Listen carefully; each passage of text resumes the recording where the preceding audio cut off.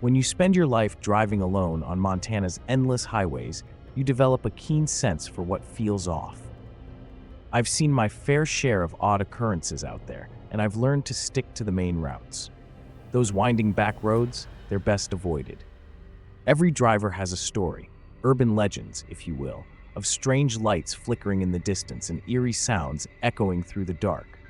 Most of the time, I shrug them off. Still, I can't deny that when night falls, the shadows seem to creep closer, as if they have a mind of their own. Last Tuesday, I had a load to deliver in Helena. Just another job, or so I thought. I felt the weight of the road beneath my wheels as I cruised along, but that sense of normalcy shattered when I spotted flashing lights up ahead. I cursed under my breath, seeing the police cars and the crumpled metal on the asphalt. An accident. A detour was unavoidable, and I felt that familiar knot tighten in my stomach. Despite my instincts screaming at me to turn back, I gritted my teeth and followed the signs directing me away from the main route. As I ventured deeper into the night, the scenery shifted. The trees closed in around me, their branches intertwining like fingers reaching out.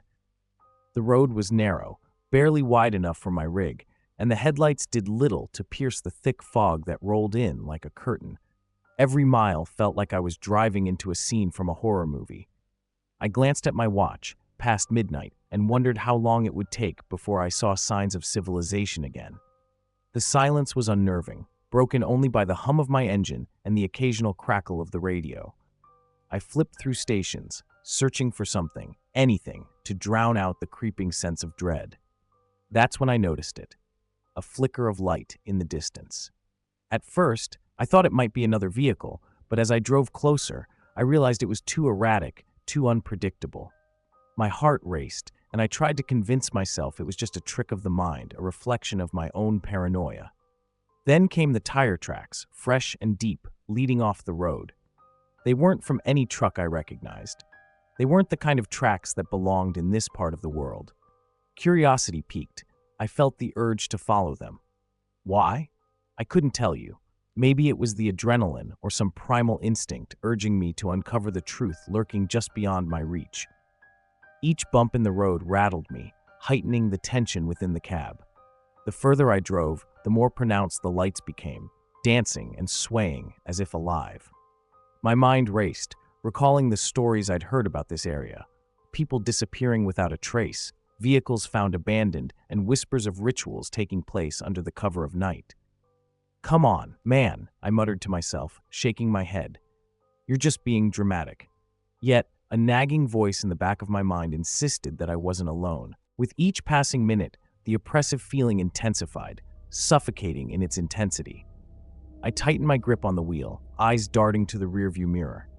Nothing, just the thick veil of fog behind me, obscuring whatever shadows lurked in the dark. My breathing quickened as I considered turning back, but a part of me was still drawn to the unknown, unwilling to retreat. Suddenly, the lights blinked out, leaving me engulfed in darkness. Panic surged through me. I fumbled for my phone, but the screen remained unlit. No signal, no lifeline. A shiver crept up my spine, and I whispered a prayer, hoping to summon some sense of clarity amid the chaos. Just a wrong turn, I thought, trying to reassure myself. Just a wrong turn. But the quiet around me felt like a trap, and I knew deep down that the worst was yet to come. As I continued down the deserted road, I couldn't shake the feeling that something was watching me, something that thrived on fear and confusion. It was no longer about making a simple delivery. I was caught in a game that had rules I didn't understand, and I had no idea who or what was calling the shots. Little did I know, the true test of my resolve was just around the corner. The road twisted and turned as I pressed on, feeling a mix of fear and stubborn resolve. I told myself it was just another night, another delivery. But every time I glanced at the fog rolling over the asphalt, doubt gnawed at my mind. I remembered a conversation I had with a fellow driver at a diner a while back. He'd shared tales of ghostly figures wandering the highways at night, seeking out unsuspecting travelers. I laughed it off then, but now those stories echoed in my thoughts like a chilling mantra. Just as I was about to dismiss those thoughts, my headlights caught something unusual on the roadside. I slowed down, squinting into the mist. There, Partially hidden by the trees stood an old, rusted pickup truck. It seemed abandoned, yet something about it felt wrong. Maybe it was the way it seemed to loom in the darkness, almost watching me. I couldn't shake the feeling that the vehicle had a story of its own, one that whispered of misfortune and despair. "Just keep moving," I muttered to myself. But curiosity tugged at me, pulling me closer. I forced myself to drive past it, but the unease lingered. As I continued, I noticed more strange signs: a faint, flickering light further down the road, shadows darting just beyond the reach of my headlights. It was as if the night was alive, breathing with unseen creatures. My heart raced. "Focus," I commanded myself, gripping the steering wheel tighter. But the thought of turning back, retreating to safety, felt equally terrifying. It was a classic struggle: fear versus curiosity. Suddenly, the radio crackled to life, cutting through the quiet. "Help, please," a voice pleaded, shaky and faint. My breath hitched. I turned up the volume, hoping to catch more, but the signal faded into static. I slammed my palm against the dashboard, frustration boiling over. It had to be a prank, some sort of interference. Yet in that moment, the air thickened with tension. The road ahead felt like a narrow path into madness, and I was teetering on the edge. Just then, a loud thud jolted me from my thoughts. I jerked my head toward the sound, but there was nothing there. "Get a grip," I told myself. It was probably just a branch falling, yet I couldn't shake the feeling that something or someone was close. As I drove on, the fog grew denser, almost wrapping around the truck like a shroud. I felt the weight of it pressing against me, filling the cab with a strange energy that was both unsettling and compelling. I flipped the radio back on, searching for some comfort in music or chatter. Instead, I found nothing but more static and occasional bursts of distorted voices. Was I losing my mind? I chuckled nervously, trying to lighten the mood. Maybe I should have stuck to coffee instead of those energy drinks, I joked with myself. But deep down, I felt the weight of dread creeping in, an ominous presence just out of sight. As I pressed on, the faint lights reappeared in the distance, flickering like candles in a graveyard. I slowed down, trying to discern their origin. Were they coming from a house? An abandoned building? Something told me to turn back, yet my curiosity overpowered my better judgment. What could it hurt? I thought. It was just a quick look, right? My truck's engine hummed steadily, but the noise felt hollow against the quiet night. I couldn't shake the sensation that I was not just in a remote area, but in a realm where logic and reason faded away. Am I the only one out here? I wondered aloud, glancing in the mirrors. The road behind me was swallowed in fog, as if it was already erasing my past. The feeling of isolation washed over me, each breath a reminder that I was utterly alone. Then it happened. A blinding light erupted from the trees ahead, momentarily flooding my cab. I shielded my eyes, heart racing, and then it was gone, leaving only a lingering glow in the darkness. My instincts screamed at me to flee. This is ridiculous, I thought, my pulse quickening. But before I could react, the light returned, accompanied by the low rumble of an engine. Not my engine, a different one.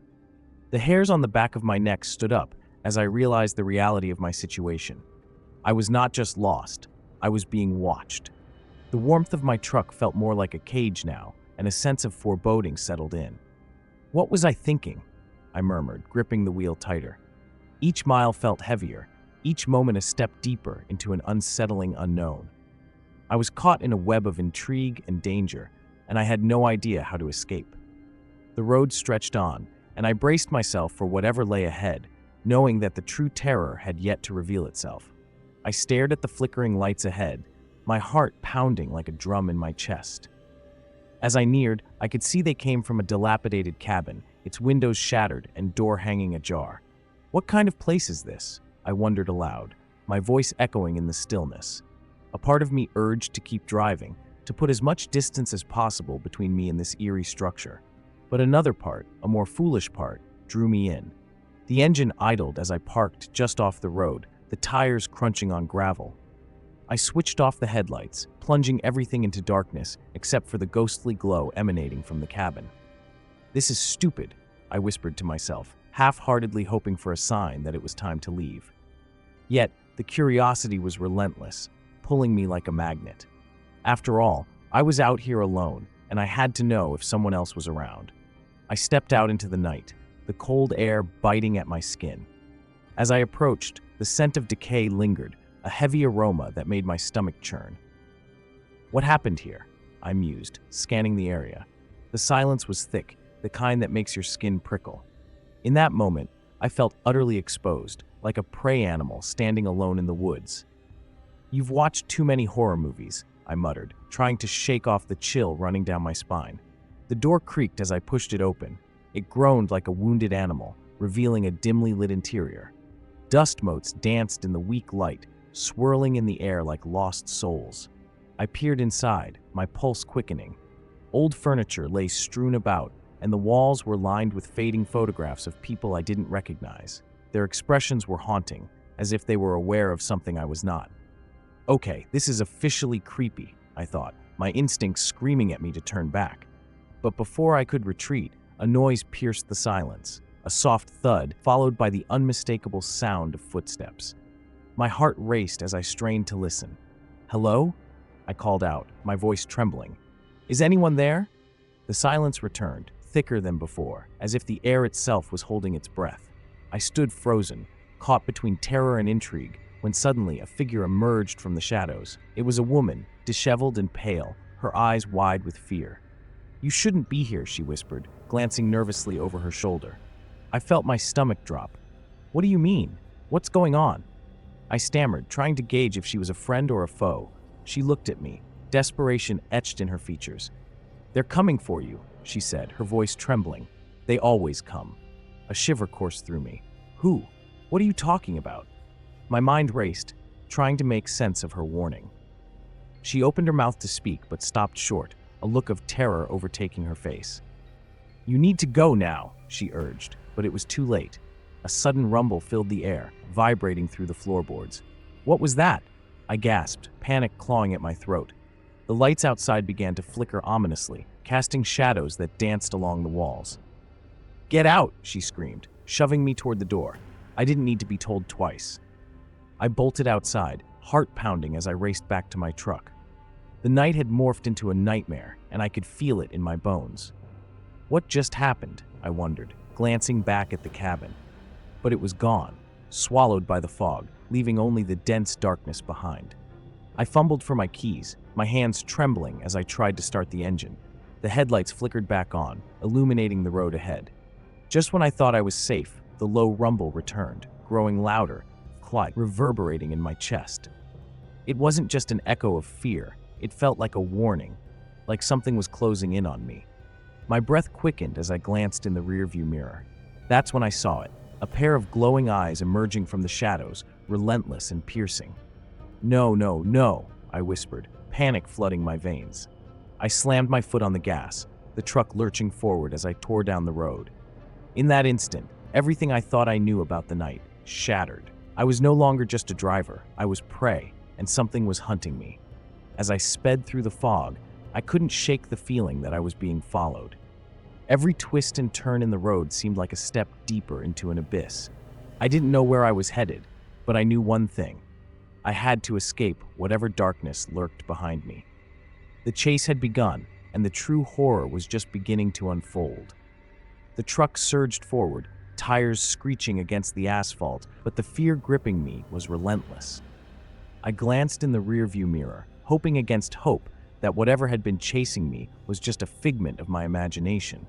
But those eyes, they were still there, glowing like two embers in the dark. This can't be happening, I thought, gripping the steering wheel tighter. It felt like I was in a nightmare that refused to end, a scene straight out of a horror film where the hero always makes the wrong choice. Each mile stretched out like an eternity, the road twisting and turning, weaving through the mist. "Keep it together," I whispered to myself. "You're a trucker, you've faced tougher situations." But nothing had prepared me for this. I hit the gas harder, desperate to outpace the unknown that lurked behind me. The headlights illuminated the road ahead, but the fog swallowed everything else, creating an unsettling atmosphere. Why did I take this route? The thought pounded in my mind like a war drum. As I navigated the sharp bends, the engine roared in protest. I could feel the adrenaline coursing through my veins, a rush fueled by pure terror. "Stay calm," I told myself, though my heart was racing like it might leap from my chest. I searched for anything familiar, a sign, a landmark, anything that could pull me from this madness. But all I saw was darkness, an endless stretch of road disappearing into the void. Suddenly, the lights flickered, casting strange shadows across the trees lining the road. "What the hell?" I muttered, momentarily distracted. Then a loud bang echoed from somewhere behind me, sending my heart into overdrive. No, not now! Panic surged as I wrestled with the wheel, fighting to keep control. I stole another glance in the mirror, and that's when I noticed it. The silhouette of a vehicle gaining on me, its headlights blinding. This can't be real. "Why won't you just leave me alone?" I shouted into the empty cab, frustration and fear mixing like a toxic brew. The figure was too close now, the sound of its engine revving sending chills down my spine. I couldn't shake the feeling that I was being hunted, a prey in a cruel game where the rules were stacked against me. "I need to find a way out of this," I screamed, desperation clawing at my throat. I pushed the pedal to the floor, praying for speed. But the darkness closed in around me, a suffocating blanket that obscured my path. The fog thickened, swirling like a living thing, wrapping around the truck. I fought to keep my focus, knowing that a single misstep could send me careening off the road. Just a little further, I thought. There has to be something, anything, that can help me escape. Out of the corner of my eye, I caught sight of a sign barely visible through the mist. "Gas station. 1 mile," it read, a flicker of hope igniting within me. If I can just reach it. I pushed harder, my knuckles white against the wheel. Every ounce of my being was dedicated to that destination, a glimmer of safety in an otherwise dark and twisted tale. But then I heard it again, that low rumble, louder now, almost like laughter. I felt a chill run through me. "What do you want?" I yelled, feeling both brave and foolish. "Just leave me alone." My voice echoed in the cab, met only by the engine's roar. It was as if whatever was pursuing me thrived on my fear, feeding off it like a parasite. I could sense it gaining ground, and a part of me knew the chase was far from over. As I approached the gas station, relief washed over me momentarily. "Just make it there," I repeated, but something in my gut told me it wouldn't be that easy. The lights of the station flickered to life as I pulled in, but instead of security, I was met with an unsettling sight. The place was deserted, not a soul in sight. "Where is everyone?" I muttered, scanning the area for signs of life. My heart sank as I noticed the gas pumps were old, neglected, long since out of service. I stepped out of the truck, my breath visible in the cold night air. "Hello?" I called, hoping for a response. But only silence greeted me, thick and suffocating. The shadows around me seemed to breathe, closing in. As I turned to look back at the road, I realized the figure was no longer chasing me. It was just gone. What's happening? My mind raced with confusion. I couldn't shake the feeling that I had just stepped into another trap, one even darker than the last. The flickering lights of the gas station cast eerie shadows, and I felt like I was caught in a web of uncertainty. What had just happened? Where was the figure? I could sense something lingering just beyond my sight. This is far from over, I thought, the dread settling in my stomach. My instincts screamed that I wasn't alone, and whatever had been chasing me was still out there, waiting for the right moment to strike. The emptiness of the gas station wrapped around me like a cold blanket, but my instincts told me to keep moving. I felt an itch in the back of my mind, a nagging sense that time was running out. "I have to find someone," I muttered, half hoping to convince myself. I walked around the pumps, peering into the dark windows of the convenience store. "Where is everybody?" I thought, unease creeping in like shadows at dusk. The flickering lights cast long shadows, creating a disorienting dance of darkness and light. "This isn't right," I whispered to myself. I knocked on the glass door, hoping for a response. "Hello? Is anyone here?" Silence was my only answer, stretching like a taut wire. Each unanswered question deepened my anxiety, making me feel more isolated. I stepped back, surveying my surroundings. The eerie stillness only heightened my unease, as if the world had forgotten I was there. Then, a noise shattered the quiet. It was a soft thud coming from the back of the store. What was that? I thought, my heart racing again. I hesitated, torn between the urge to hide and the need to confront whatever had made that sound. "Come on, you're a trucker. You've faced worse." Taking a deep breath, I pushed through the door and stepped inside. The air was stale, the fluorescent lights buzzing overhead like angry bees. I called out again, my voice echoing through the empty aisles. "Is anyone here? I just need help." As I ventured further in, I noticed a series of odd symbols painted on the walls. They looked ancient, almost like a forgotten language. What the hell is this? I thought. I could feel a sense of dread clawing at me, a whisper of something dark lurking beneath the surface. I had seen things like this in documentaries about abandoned places, but this was different. This was real. A door creaked open at the far end of the store, and my heart skipped a beat. "Hello?" I called, but only silence followed. I felt drawn to it, an invisible thread pulling me closer. I moved cautiously, each step echoing in my ears. "Stay sharp," I reminded myself. The shadows around me seemed to shift, playing tricks on my mind. "Focus on the door," I urged, but my thoughts kept wandering back to that looming presence I felt earlier, still watching me from the darkness. Suddenly, I heard a voice, a low, almost melodic sound. "Help me." It was faint, almost lost in the air. I froze, my heart pounding. "Did someone say that?" I whispered, scanning the aisles for the source. The voice repeated, clearer this time, and my instincts kicked in. "Stay away," I shouted, but my warning fell flat, swallowed by the eerie stillness.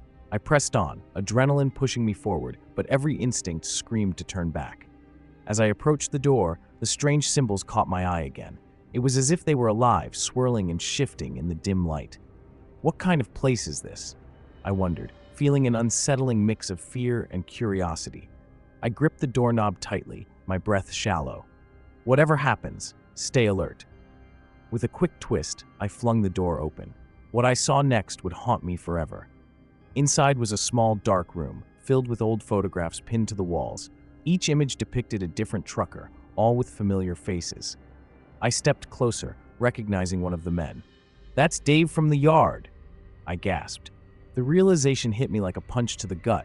Why are these here? What happened to them? Panic surged again as I turned to leave, but the door slammed shut behind me. I yanked the handle, but it wouldn't budge. "Let me out," I yelled, pounding on the door. My heart raced as the voice returned, louder now, echoing in my mind. "Help me. Join us." I felt the walls closing in, suffocating me. "No, this isn't happening," I screamed, adrenaline surging as I kicked at the door. But then the photographs began to shimmer, their eyes following me, their expressions twisted in anguish. "What are you?" I cried, feeling the weight of despair settle on my shoulders. In that moment, the truth hit me like a freight train. This wasn't just a chase. It was a warning, a cycle that had ensnared countless others. The very darkness I had tried to escape was now inside me. I'm becoming one of them, I thought, horror flooding my veins. This is how it ends. I slumped against the wall, the weight of realization crashing down. I was never meant to escape. As the door creaked open, a figure emerged from the shadows, wearing a familiar face. "Welcome back, brother," he said, and I realized with chilling clarity that I was no longer the driver. I had joined the ranks of those lost to the night, trapped in a never-ending nightmare. The cycle would continue, and I could do nothing to stop it. The night was calm, just the way I liked it. As a truck driver, I had grown accustomed to the solitude that came with long hours on the road. The only sound was the gentle hum of the engine and the soft rumble of the tires against the asphalt. It was around 3 a.m. when I found myself cruising down a deserted highway in New Mexico. I had made this drive countless times, but tonight felt different. The air had a peculiar stillness, as if the world was holding its breath. I glanced at the GPS on my dashboard. It was behaving strangely, showing that I had missed my exit miles ago. I frowned, tapping the screen to refresh it, but the same information blinked back at me. The highway stretched out before me, unending and empty. No streetlights illuminated the way, just darkness swallowed everything. I shrugged it off, chalking it up to fatigue. After all, I'd been on the road since the evening. But as the minutes dragged on, the scenery began to repeat itself. I passed the same cluster of scraggly trees again and again, each one looking just a little too familiar. It was like I had entered a warped version of reality, where time played tricks on me. I leaned back in my seat, rubbing my eyes, hoping that would shake off the strange feeling creeping into my gut. I had a job to do, and I couldn't afford to get lost in my thoughts. Yet, the road felt like it was mocking me, as if it knew I was out of my element. The dashboard lights flickered, startling me. I glanced down, trying to make sense of it. That was when I noticed the time on the clock. It read the same as it had for the past hour. I couldn't wrap my head around it. Had I really been driving for that long without making any progress? My mind raced, conjuring up images of getting stuck in some bizarre time loop. A silly thought, perhaps, but my heart started to race nonetheless. Then I saw her. A figure standing in the middle of the road, barely visible against the dark expanse. My instincts kicked in. I slammed on the brakes, and the truck skidded. I swerved to avoid hitting whatever it was. For a split second, I thought it might be a mirage. I blinked hard, but the figure remained. It was a woman, maybe, but her features were shrouded in shadows. Fear and confusion collided in my chest. I felt my heart pounding as the truck finally came to a stop. I gripped the steering wheel, waiting for the dust to settle. When I looked back, the figure had vanished. My breath hitched as I scanned the area, but she was gone, leaving nothing but a faint impression of dread in my mind. That was when I noticed the handprints on my windshield, smudged and dirty, as if someone had pressed their hands against the glass. They were unmistakable and chilling, an eerie reminder of the encounter. "Just keep driving, Carl," I muttered to myself, trying to shake off the feeling of unease that settled over me. I needed to focus on the road, but with every mile I covered, it felt as if the highway itself was laughing at my disorientation. The landscape repeated, taunting me with its familiarity. I cursed under my breath, frustrated with the GPS and my own mounting anxiety. Where was I headed? Where was I? Determined to regain my composure, I started talking to myself. "You're a professional. You've done this 1,000 times. Just find the next exit." Yet each glance at the road only deepened my sense of despair. The darkness seemed to stretch on forever, and time felt like it had lost all meaning. Each minute blurred into the next, and I wondered if I was truly losing my mind out here in the middle of nowhere. As I drove on, the sensation of being trapped in a nightmare loomed larger. Something was not right, and I couldn't shake the feeling that the night held secrets I was not meant to uncover. I glanced at the clock again. It still read the same hour. I wanted to believe that I could make sense of it all, but deep down, I feared the truth might be far worse than I could imagine. The moment I tried to resume my journey, a new wave of anxiety washed over me. My eyes darted between the road and the GPS, desperately hoping for something, anything, that resembled normalcy. I gripped the steering wheel tighter, feeling the fabric of the seat beneath me shift as I took a deep breath. "Come on, Carl. You've faced worse than this," I whispered to myself, though the words felt hollow. How many nights had I spent on this very road without a second thought? Yet tonight, everything felt skewed, like a distorted reflection in a funhouse mirror.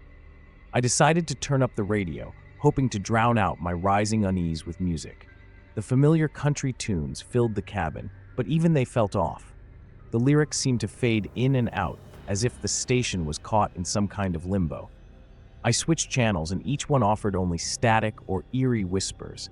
It felt as if the universe was conspiring to keep me alone in my thoughts. Why did the road seem to stretch endlessly? Why did the clock refuse to change? After what felt like an eternity, I noticed a flicker of light in the distance. A gas station, perhaps? Hope surged within me, but as I drove closer, it vanished. I shook my head, baffled. There should have been something, a sign, an exit. My stomach churned with frustration. "This isn't happening," I muttered, half expecting to wake up from this bizarre dream any moment. I leaned back, trying to collect myself. The landscape began to shift subtly, but not in a way that offered any comfort. The once familiar scrubland morphed into something twisted and dark. Shadows seemed to dance along the roadside, but I quickly dismissed them as tricks of the mind. "You're just tired, Carl. Focus on the road." I told myself again and again, repeating the mantra like a lifeline. I had been in tight spots before, but nothing quite like this. Then came the realization that my surroundings were moving in reverse. Trees that had been on my left suddenly appeared on my right, like they were playing a cruel game with me. I could hardly believe my eyes. Am I going in circles? Panic bubbled up within me, and I had to swallow hard to keep my composure.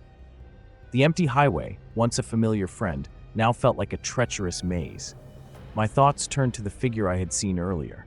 Who was she? Did she want to warn me, or was it something more sinister? My mind raced with possibilities, each more chilling than the last. What if I'm not alone out here?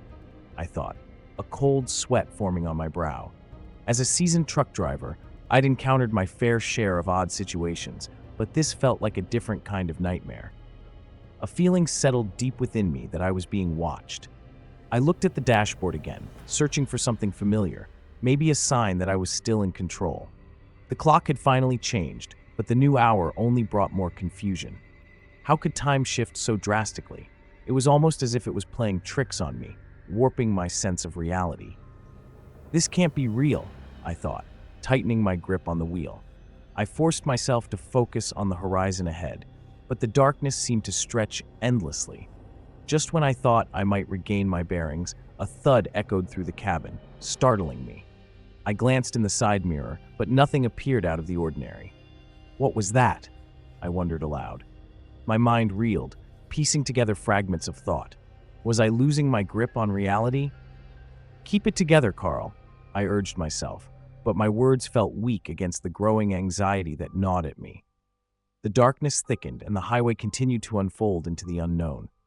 I longed for the comfort of routine, but the familiar had slipped through my fingers. My heart raced as I wrestled with the fear of what lay ahead. Then, without warning, I saw her again, the figure in the road, clearer this time. My breath caught in my throat. She stood still, her back turned to me, as if beckoning me to come closer. What was I supposed to do? My instinct screamed at me to turn around, to drive away, but my curiosity rooted me in place. As I prepared to stop, a jolt of adrenaline surged through me. What if I couldn't turn back? What if she was part of this nightmare, part of the road that wouldn't let me go? The weight of uncertainty loomed, and I felt it pressing down on me, leaving me with more questions than answers. And with every second, the darkness around me felt alive, twisting and coiling, waiting for me to make my next move. As I braked, the truck shuddered, and I felt a sense of impending dread wash over me. The figure remained motionless, her hair falling over her shoulders like a dark curtain. Who was she? What did she want? My mind raced as I considered every possibility, yet no answer came. I took a deep breath, trying to calm the storm brewing inside me. Just ask if she needs help, I urged myself, my voice barely breaking the tense silence. I pulled the truck to a stop, my heart pounding loudly against my ribs. Hey, are you okay? I called out, my voice wavering despite my effort to sound steady. The woman slowly turned her head, but her face remained obscured by shadows. Can I help you? I shouted again, feeling more vulnerable with each second that passed. There was no response, just a haunting stillness that pressed against me like a weight. As I stepped out of the cab, the night air felt colder, sharper. My boots crunched against the gravel as I approached her. Look, I don't mean any harm, I said, my voice echoing softly in the void. Still, she didn't move, just stood there, staring at the road ahead. Are you lost? The question felt foolish as it left my lips. The tension between us thickened, and I wondered if I had made a mistake by getting out of the truck. I was close enough now to see her clearly, but her features remained hidden. I squinted, trying to make out any sign of emotion, but it was as if she were a statue carved from the darkness itself.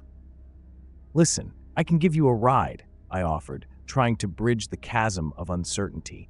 What compelled me to approach her?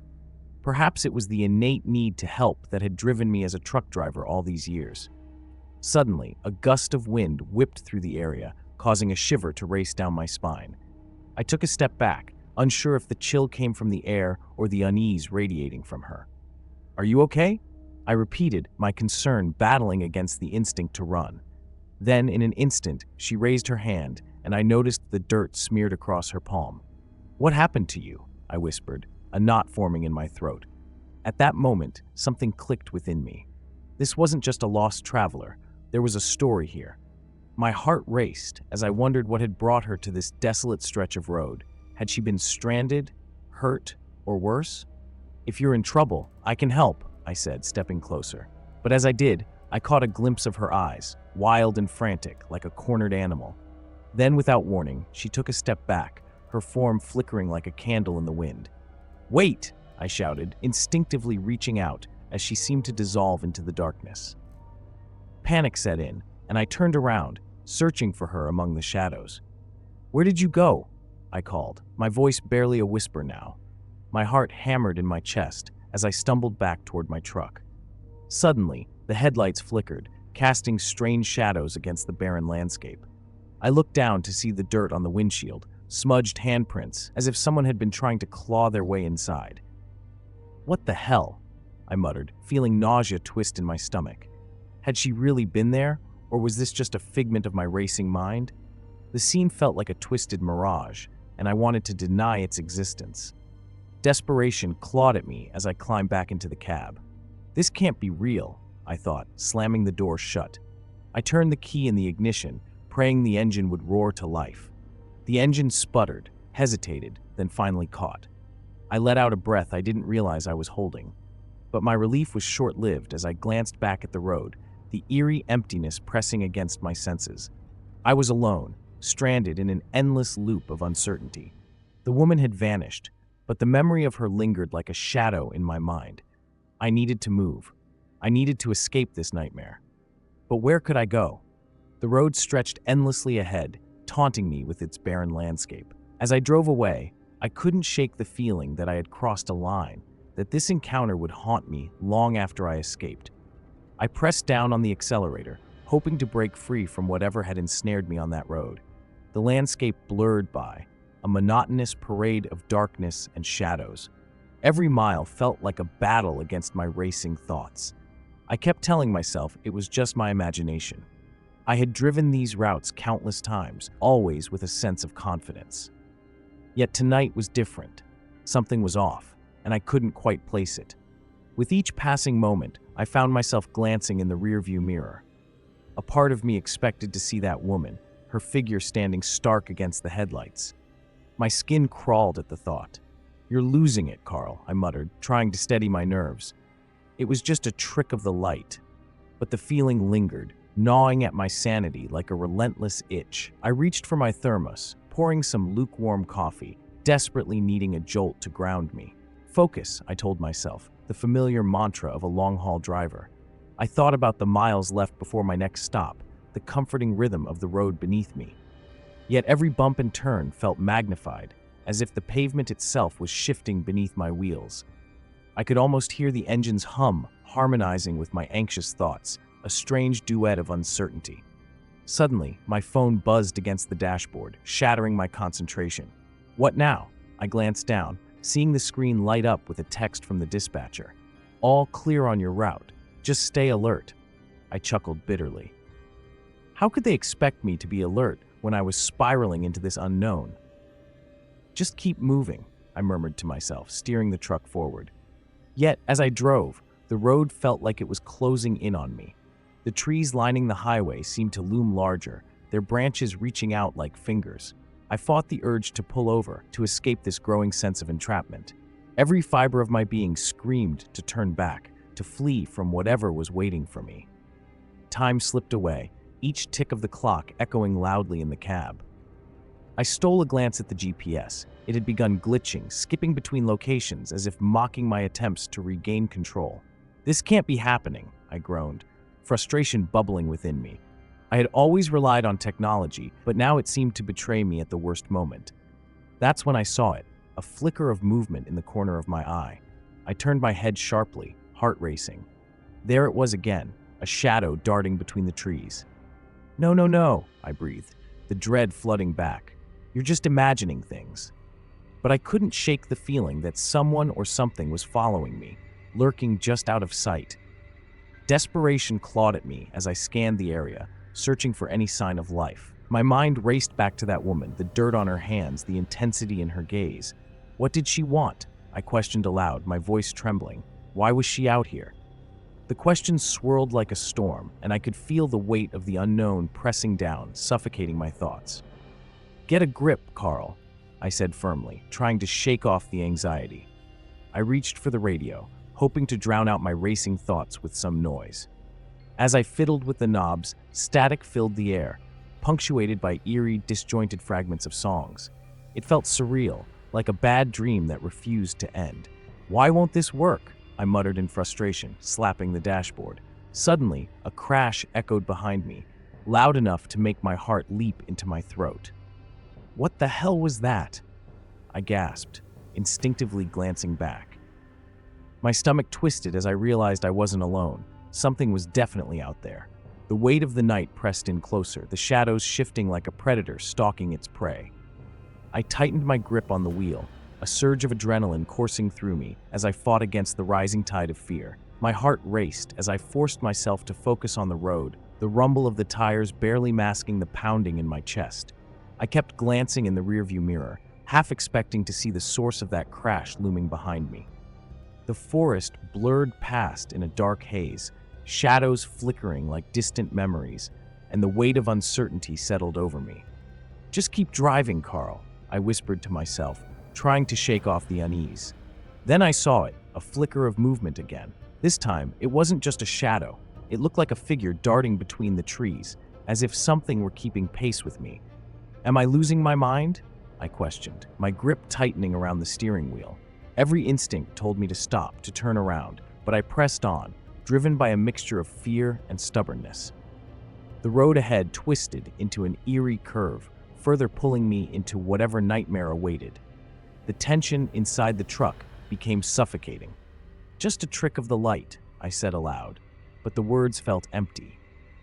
I remembered reading about isolated places in America, like Route 666 in New Mexico, known for strange occurrences and vanished travelers. I had always thought those stories were exaggerated, but now, sitting in this unnerving stillness, I couldn't shake the feeling that something terrible was brewing. Suddenly, the headlights caught something on the side of the road. A large object, almost unrecognizable in the dark, lay sprawled out just off the pavement. My heart skipped a beat as I squinted to see what it was. "What is that?" I muttered, an unsettling chill creeping down my spine. I slowed the truck, curiosity mingling with dread as I inched closer, adrenaline pumping through my veins. As I approached, the shape came into view. It was a truck, a wrecked rig, twisted and mangled, the driver's side door hanging open. "Oh no," I breathed, my stomach churning. It looked fresh, too recent to be ignored. My instincts screamed at me to leave, but I couldn't help myself. I had to check. Maybe there was someone inside, someone who needed help. I parked a short distance away and climbed out, the cold biting at my skin. The moonlight cast an eerie glow over the wreckage, illuminating the shattered glass and twisted metal. "Hello?" I called, my voice shaky. "Is anyone there?" Silence swallowed my words. A heavy tension filled the air as I stepped closer, scanning the area for any sign of life. Then I noticed something on the ground, footprints leading away from the truck, deeper into the trees. They were small, barely noticeable, as if a child had run off into the woods. "What the hell?" I muttered, my mind racing. Why would a child be out here alone? The thought sent a shiver through me, and I hesitated, torn between following the prints or retreating back to my rig. Driven by an inexplicable urge, I followed the trail. The ground crunched beneath my boots, each step echoing in the stillness. "This is insane," I whispered to myself, my heart pounding louder than my footsteps. The branches above creaked, and I couldn't shake the feeling of being watched. It felt wrong, like stepping into a trap that was set long before I arrived. As I ventured further, I began to hear soft murmurs, voices drifting through the trees. My pulse quickened. "Is someone there?" I called out, but the murmurs faded, leaving only the rustle of leaves. Anxiety gnawed at me. I had to turn back. Just as I made the decision, I caught sight of a figure up ahead. It was a child, standing alone, staring at me with wide, glassy eyes. "Help me," the child whispered, a tremor in their voice. I felt my heart drop. The innocent plea sent chills down my spine, yet something felt profoundly wrong. I took a cautious step forward, but before I could reach them, the child turned abruptly and dashed deeper into the darkness. "Wait!" I shouted, the sense of urgency gripping me. I rushed after them, only to find myself in a clearing where shadows danced under the moonlight. And that's when I realized. The child was gone, vanished into thin air. Panic surged through me as I spun around, desperately searching the perimeter. But the forest remained still, a looming wall of darkness swallowing any trace of life. My heart raced as an overwhelming feeling of dread settled in. I wasn't just lost. I was trapped, ensnared in a nightmare where I had become the prey. The last image of the child's face lingered in my mind, a haunting reminder of the horrors that awaited in the dark. I still remember that night in 2017 as if it happened just yesterday. I was wrapping up my shift as a school bus driver, taking the last group of students home. The roads in rural Tennessee can be eerily quiet at night, especially when the sun goes down. As I drove, I often felt a sense of peace, surrounded by fields and old farms. But that evening, something felt different. It was late, and the moon hung low, casting long shadows along the road. I was tired, but my focus remained sharp. I had made this route countless times, navigating the turns and bumps like it was second nature. But then, out of the corner of my eye, I caught a glimpse of something strange. In the rearview mirror, a figure sat at the back of the bus. My heart raced. I thought one of the kids had been left behind. "Hey, is someone still back there?" I called out, my voice echoing in the dimly lit bus. Silence. I pulled over and climbed out of my seat, my feet heavy on the floor. Walking to the back, I could feel a knot tightening in my stomach. As I reached the last row, I was met with an unsettling sight. No one was there. The seat was still warm, as if someone had just jumped up to leave. My mind raced, trying to make sense of it all. Maybe it was just my imagination, or perhaps the fatigue was getting to me. I shrugged it off and returned to the driver's seat, trying to shake off that creeping sense of unease. Yet, as I drove on, a feeling lingered. It was as if someone was watching me. I glanced in the mirror again, heart pounding, and that's when I saw it once more. A shadow moved down the aisle, quick and fleeting. I felt a chill run through me. Who or what was on my bus? The road ahead was empty, the only sound being the rumble of the engine and the soft hum of the tires on asphalt. I wanted to dismiss the fear creeping in, but it clung to me like a second skin. I told myself it was just the darkness playing tricks. Maybe I should pull over and take a break, I muttered to myself, seeking comfort in my own voice. Yet every minute felt like an hour. Finally, I reached the garage, relief flooding over me. I parked the bus, but dread settled in. I couldn't shake that feeling of being watched. I stepped off the bus, glancing over my shoulder, half expecting to see something lurking in the shadows. Was I imagining things? I wondered. No, it felt too real. I could almost hear the whispers of the past echoing in my mind. The other drivers were still finishing up their shifts, so I shared my experience with them. To my surprise, their faces grew serious. They exchanged knowing glances. "You're not the first to see something weird on that bus," one of them confessed. I felt a shiver, realizing that my encounter wasn't unique. They all shared their own unsettling stories, voices lowered as if afraid of being overheard. After that night, I refused to drive that bus again. The company decided to retire it after hearing our tales, but no one ever really understood what we experienced. The stories lingered in the air, whispered among drivers and students alike. As I lay in bed, I couldn't help but think about those moments, haunted by the shadows I couldn't explain. What had truly happened on that last ride home? It's been years since then, but I still can't shake off that chilling feeling. I often wonder what it all means. There's a part of me that wishes I could turn back time to confront whatever was on that bus with me. Yet another part is grateful for the distance. After all, some things are better left undisturbed, right? But isn't curiosity a powerful thing? And I can't help but ask, what if it wasn't just a figment of my imagination? The next few weeks were filled with uncertainty. I avoided driving the bus that gave me chills, but the experience lingered in my mind. Each night when I settled down to sleep, flashes of that shadow in the rearview mirror returned, replaying like a bad dream. My colleagues would share their own stories, and every word added fuel to the fire of my imagination. I often wondered if it was just a figment of my exhaustion or something more sinister. As fall rolled in, the evenings grew darker, and the air became crisp. I decided to keep myself busy. I took extra shifts, driving the smaller routes, which kept me close to the neighborhoods I knew well. One evening, I was dropping off a group of kids when I overheard one of them mention an old tale. "Did you hear about the bus that's haunted?" he asked his friend, excitement in his eyes. The friend nodded, clearly aware of the legend. I felt a knot in my stomach as I listened. It was the same bus, the one I had driven on that fateful night. "They say if you're alone, you can see a shadow moving," the boy continued. I couldn't help but think about my own experience. Why didn't I hear this sooner? I thought. The kids laughed, turning the eerie into a joke, but I couldn't shake the unease. It felt like something deeper was at play. "Is it true?" I asked them, my voice calm, but my heart racing. The first boy shrugged. "I don't know. Some of the drivers say it's just a story." I couldn't bring myself to admit that I'd seen something. The fear of being dismissed as paranoid held me back. Instead, I smiled and told them, "Well, let's keep the ghost away then." They giggled, but I was left pondering the stories woven into the fabric of that bus. I spoke to some of the other drivers again, wanting to gather more insights. "What did you see?" I asked one veteran driver who looked at me with a knowing expression. He hesitated before speaking, his voice low. "There are things we don't talk about, Maria. Sometimes it's better to leave the past alone." His words struck a chord. What if I was digging into something I shouldn't? Days turned into weeks, and the more I learned, the more questions I had. I couldn't ignore the need for answers. Curiosity has a way of gnawing at you, and I found myself haunted by the stories surrounding that bus. One night, I finally decided to confront my fears.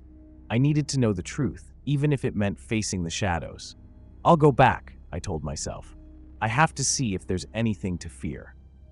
That evening, I parked the bus in front of the garage, the air still and cold. As I stepped inside, the familiarity of the interior sent shivers down my spine. I moved to the back, my heart pounding. Okay, if there's nothing here, then I'm just being silly, I thought, trying to reassure myself. But as I approached the seat, a sense of dread washed over me. Would the warmth still linger? Would I feel that presence again? Just as I reached out to touch the seat, I heard a sound, a faint rustle, almost like breathing. I froze, staring into the darkness, my breath caught in my throat. I glanced around, searching for the source. "Is anyone there?" I called out, trying to sound brave. My voice trembled, and the emptiness around me answered back with eerie silence. I felt my heartbeat quicken as the rustling grew louder, echoing in the stillness. "This is just a trick of the mind," I whispered, hoping to convince myself. But deep down, I could sense I wasn't alone. I could feel something watching. My mind raced with possibilities, and a part of me wished I had just left well enough alone, but I had come too far to turn back now. As I stood there, the air thickened with anticipation. My instincts screamed at me to flee, but something pulled me forward. What if I finally got my answer? What if the truth was right in front of me? The shadows danced in the corners of my vision, teasing me with the unknown. It was time to face whatever waited in that darkness, even if it meant unraveling the secrets that had haunted me for so long. Standing in that darkened bus garage, I felt a mix of dread and determination. "What are you so afraid of?" I asked myself, trying to channel my inner strength. It was just a bus, after all, metal, rubber, and glass. But as I glanced down the aisle, memories of my previous encounter flooded my mind. I had witnessed something, and I needed to confront it. To understand why that moment still haunted me, I took a deep breath, steeling my nerves. The warmth of the seat beckoned to me, almost like an invitation to unravel the mystery. "This is nothing but my imagination," I reassured myself, though the pounding of my heart told a different story. As I moved closer to the back, I could almost hear the whispers of the past, urging me to leave. "No, I can do this," I whispered firmly. My resolve was unyielding, even if fear clung to my shadow. With each step, I felt an odd pull, as if the bus itself was alive. "Is this what you want?" I questioned, addressing the very essence of the vehicle. I recalled the stories I'd heard from fellow drivers, how they spoke of strange occurrences that seemed to follow the bus. A feeling of connection settled over me. Maybe there was truth in those tales, something beyond mere coincidence. I reached the last row, the seat where I'd first spotted that unsettling figure. I crouched down, my fingers grazing the fabric. It still felt warm, as if someone had just vacated the space. What happened here? I pondered aloud, letting the echo of my voice bounce around the empty space. A part of me wished for an answer, while another part feared what it might reveal. Just then, the rustling sound returned, closer this time. "I'm not afraid of you," I declared, fighting back the urge to flee. Show yourself if you want. I felt a surge of bravery coursing through me, an ember igniting in my chest. I've faced the darkness before. You're not going to scare me. Yet as those words left my lips, doubt crept in. What if I was inviting something dangerous? Moments stretched into what felt like hours as I waited for a response. Why am I doing this? I questioned internally. Each second felt heavy, charged with an energy I couldn't quite place. I imagined the shadow again, the way it moved, how it had vanished just as quickly. If only I could understand, I thought. Why did you choose to appear to me? Then, in the quiet, I noticed a flicker of movement. My heart raced. I squinted into the dimness, trying to discern shapes. Please, just show me what you want, I urged.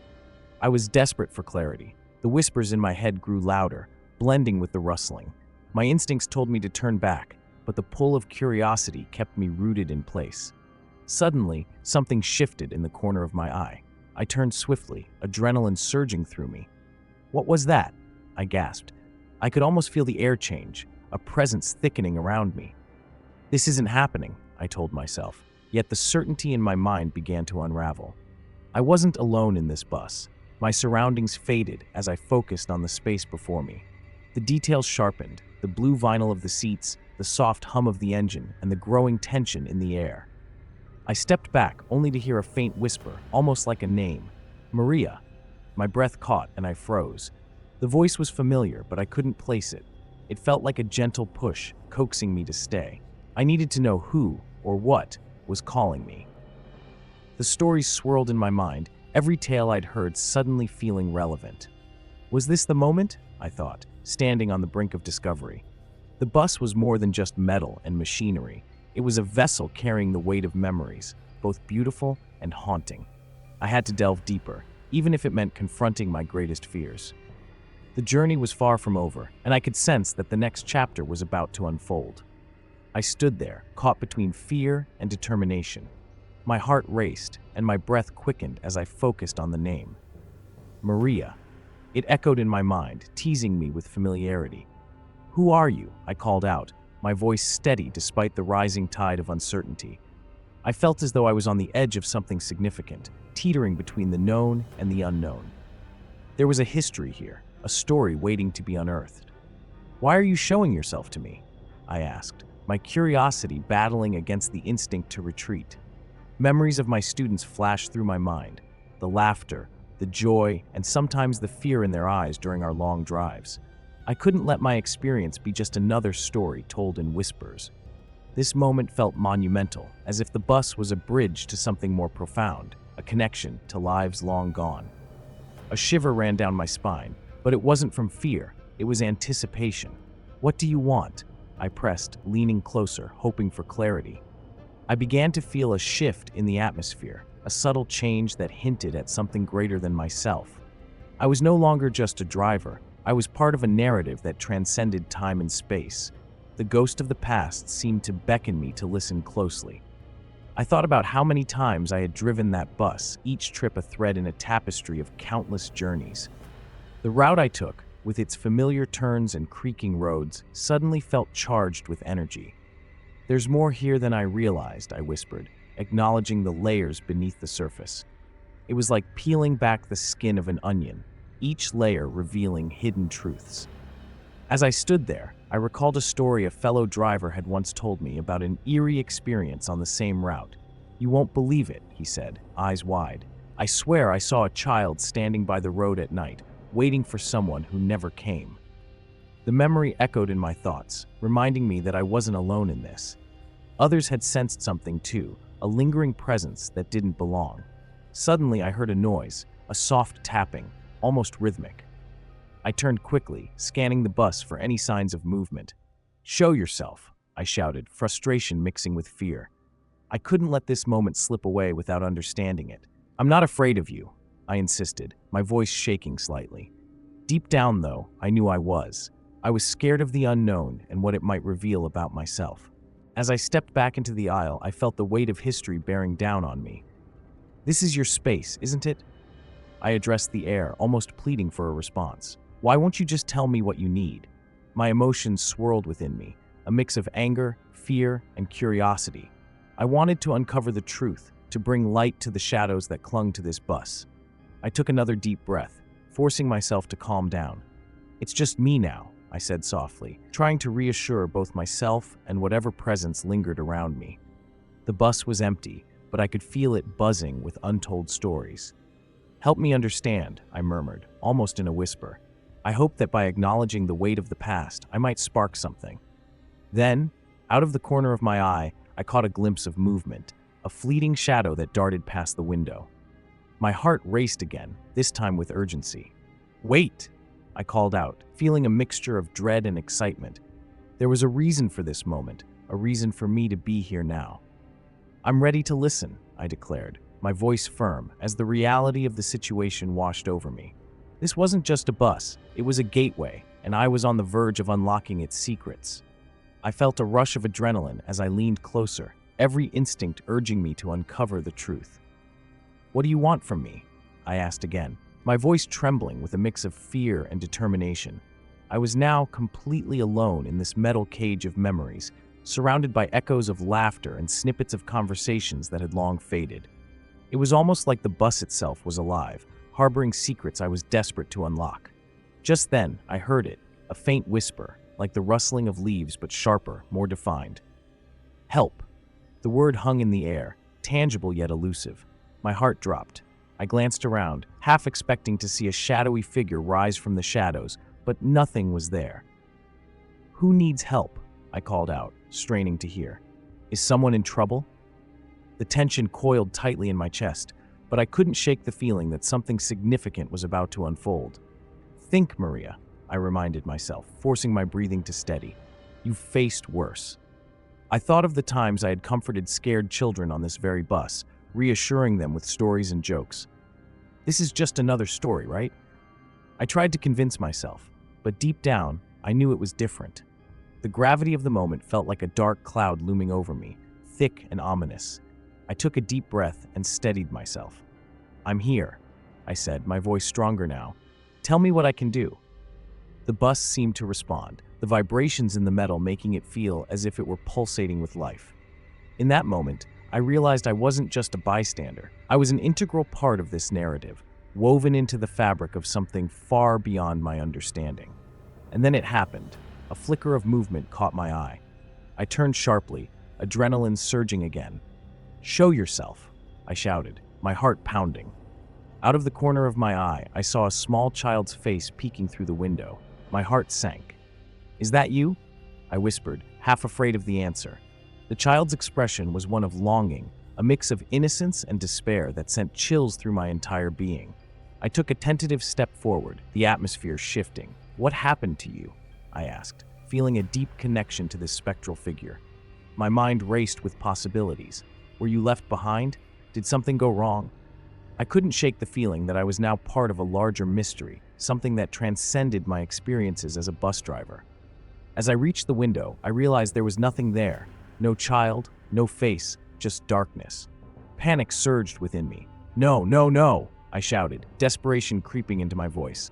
I felt the world around me shift, reality twisting in unexpected ways. The bus seemed to groan, as if echoing my distress. "What is this?" I cried out, my breath coming in ragged gasps. "What do you want me to see?" Then I felt it, a cold touch on my shoulder, sending a shockwave through my body. I whipped around, but nobody was there. My mind reeled. "This isn't happening," I muttered to myself, trying to hold on to my sanity. Yet deep down, I felt a connection, an understanding that whatever this was, it was tied to the children who had ridden this bus before me. With renewed determination, I looked out into the dark. "I will help you," I declared, the conviction in my voice cutting through the darkness. "But you have to show me what to do." I felt a rush of energy, like a thread connecting me to the spirits of the past. My heart raced with a strange combination of fear and hope as the bus seemed to resonate with my resolve. Then it hit me.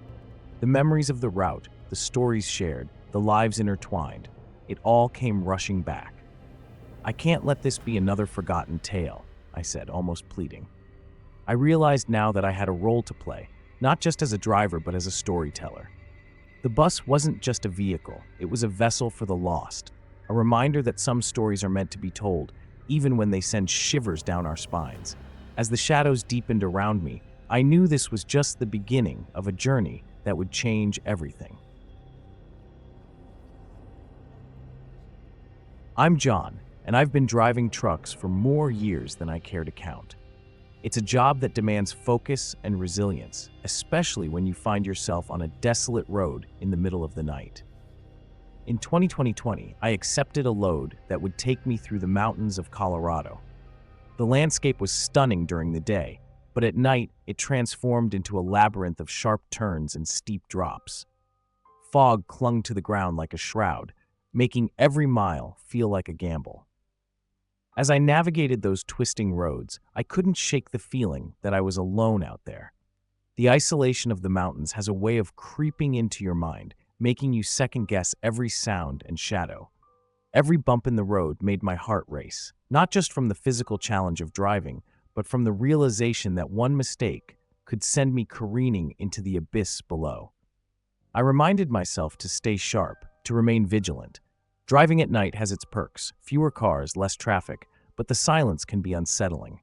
Somewhere in that endless stretch, my radio crackled to life. At first I thought it was just static, or maybe a trucker chatting about the latest traffic reports. But then I heard a voice, a man's voice, filled with panic, pleading for help.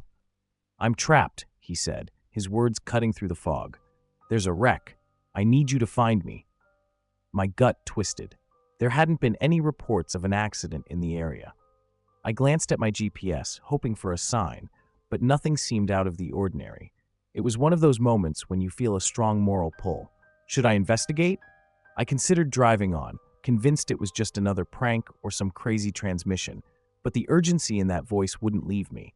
I could picture someone trapped, scared, maybe even injured. How could I ignore that?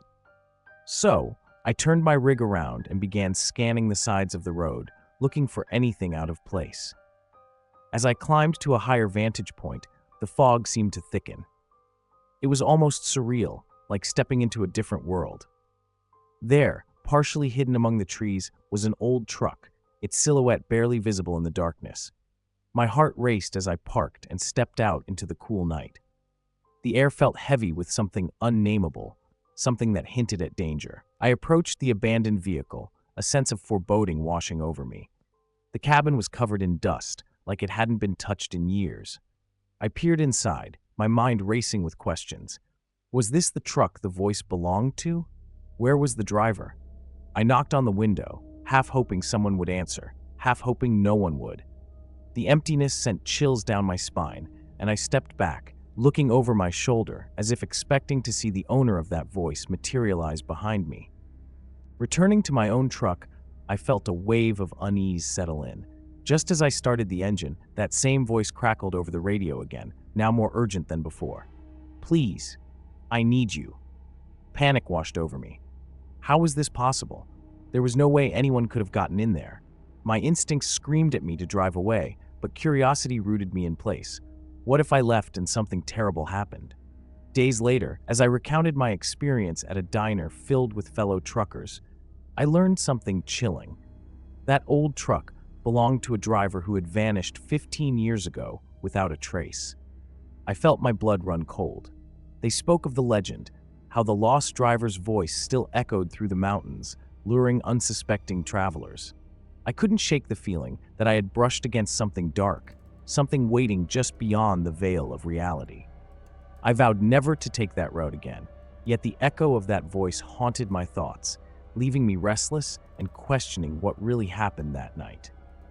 In the days that followed, I couldn't shake off what happened that night. Every time I got behind the wheel, I replayed the events in my mind. The image of that abandoned truck haunted me.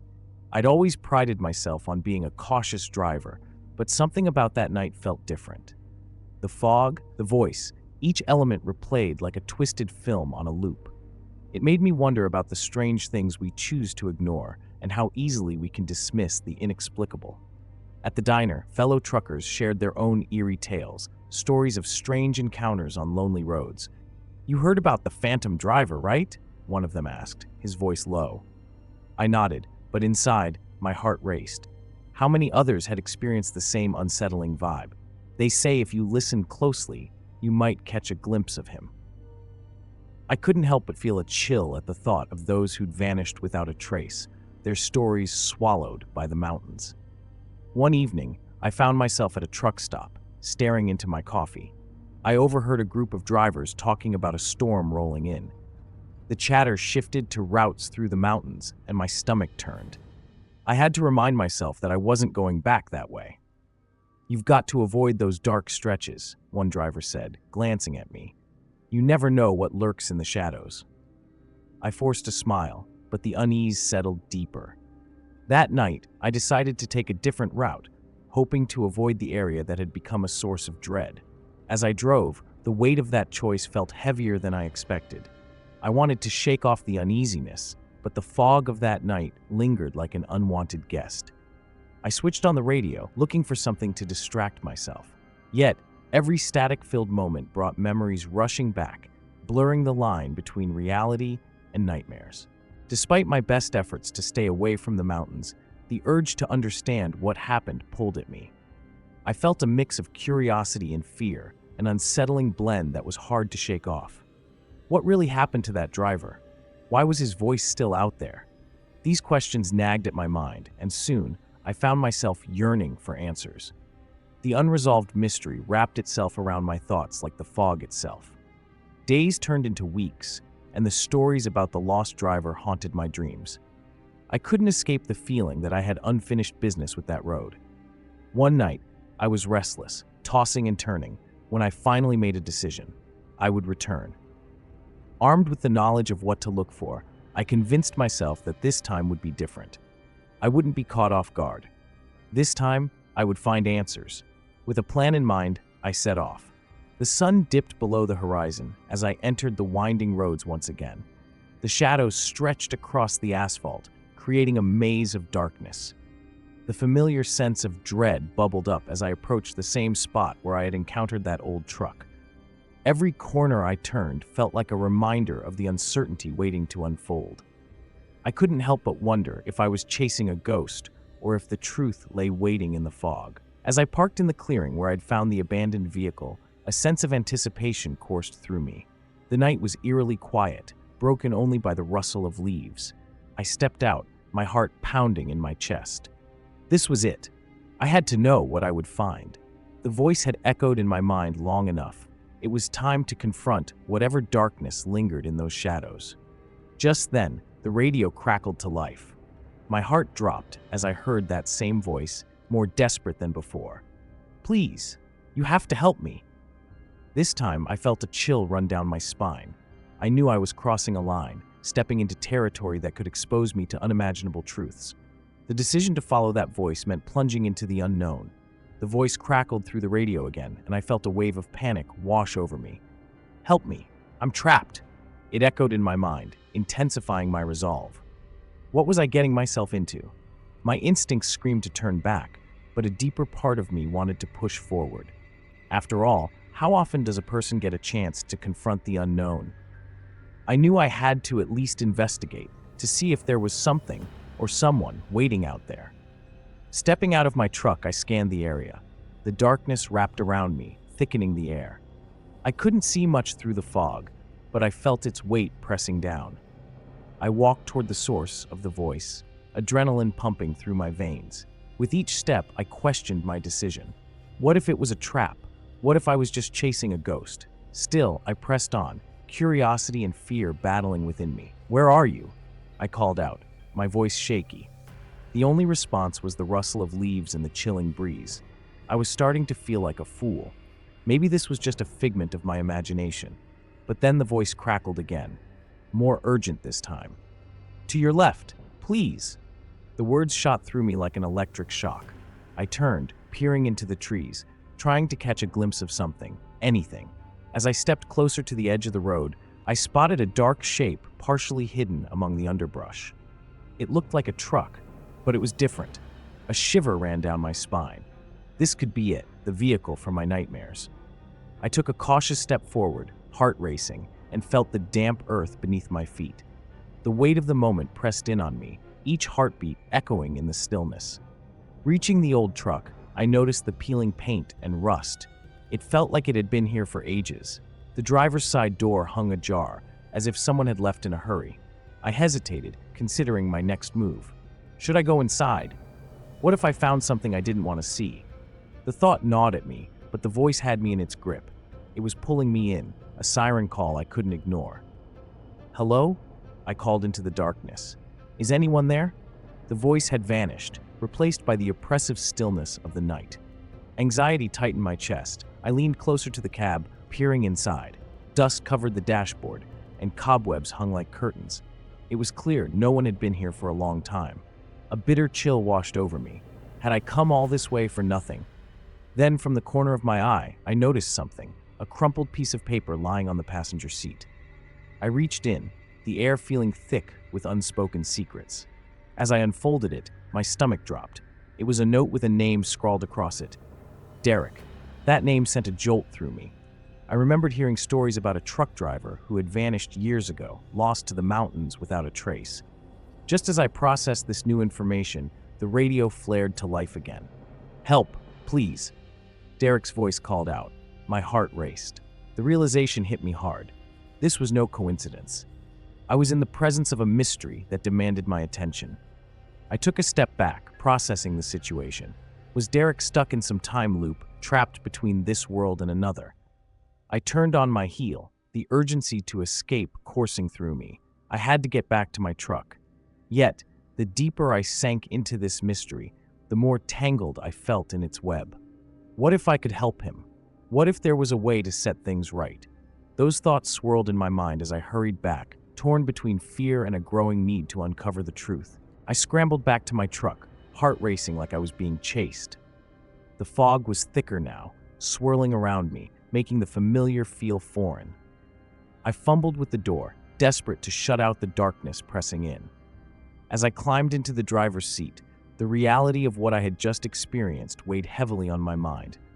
I couldn't shake off the feeling that I had crossed a line into something I didn't fully understand. Sitting behind the wheel, I clutched the steering wheel as if it were a lifeline. The radio sat there, ominous and quiet, but I knew the voice would return. What am I supposed to do? I muttered to myself, glancing at the empty seat beside me. Should I drive away, pretend this never happened, or dig deeper into the mystery? Each option felt equally terrifying. The thought of ignoring the situation felt wrong, yet the idea of confronting it chilled me to the bone. I decided to turn the radio back on, hoping to hear something, anything that would help me make sense of it all. The static filled the cabin, and my heart raced. The silence felt like a ticking clock, counting down to an inevitable confrontation. Then, just as I thought I was alone with my thoughts, the voice broke through once more. "Help me, I'm still here." The urgency in his tone sent chills through me. There was no turning back now. I had to figure out what happened to Derek. I gripped the wheel tighter and took a deep breath, trying to calm my nerves. "Okay, Derek, where are you?" I spoke into the void, as if somehow he could hear me. The fog swirled outside, and I felt the weight of the night pressing down on me. I pulled out my phone, searching for any news about accidents in the area. To my dismay, there was nothing, just the stillness of the night and the haunting voice on the radio. With a mix of fear and determination, I decided to retrace my steps. I needed to find that truck again, to uncover the truth. As I navigated the winding road, I couldn't shake the feeling of being watched. Each shadow felt alive, each rustle seemed to whisper secrets. Am I going crazy? I wondered aloud. But deep down, I knew I had to keep going. I needed answers. As I neared the spot where I found the truck, I felt a sense of dread wash over me. The trees loomed larger, their branches clawing at the night sky. I parked and stepped out once more, my breath coming in short gasps. This time, I felt less like an explorer and more like a trespasser in a realm that didn't belong to me. The echoes of Derek's plea reverberated in my mind, pushing me forward. When I reached the place where the truck had been, I stopped dead in my tracks. The vehicle was gone. Panic surged through me. Had I imagined it all?